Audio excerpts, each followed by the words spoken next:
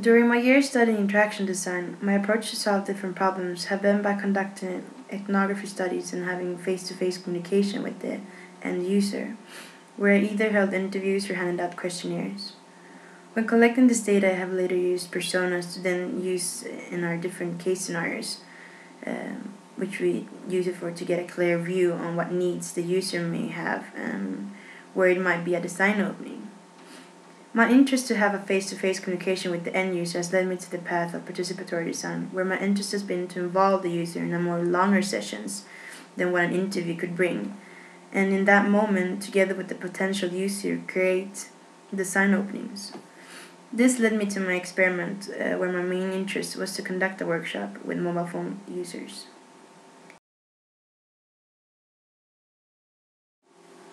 My experiment was to create a small workshop with mobile phone users. I wanted to try a method with role-playing, and my question was, if you would become the character from your latest Halloween costume, how can you enhance your character with the help of your mobile phone? I chose a group of 8 students from Malmö University, where they all went to the same class. I started off by handing out post-its and a piece of paper for each to tag the post-it on. I then asked them to write down the model and brand of their mobile phones and which app they had lately been in touch with. Later on, I presented the question in 2 parts. In the first part of the question, which was to become the character of their latest Halloween costume, the group had no problem understanding.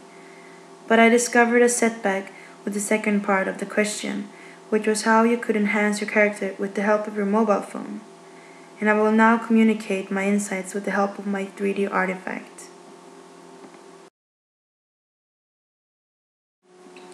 So my insight was that the workshop I was leading was mostly for me as a designer and not so much for the user. This made the brainstorming session uneven from both our sides, and I could not find the opening I was looking for. Although the experiment didn't go as I wanted to, I did find out more about my role as a designer and my process of thinking.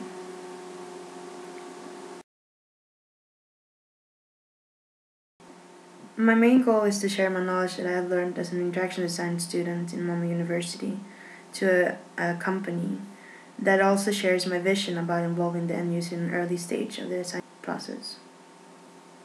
I'm hoping to find a company with an interesting research question where I can add my expertise and theories as an interaction designer.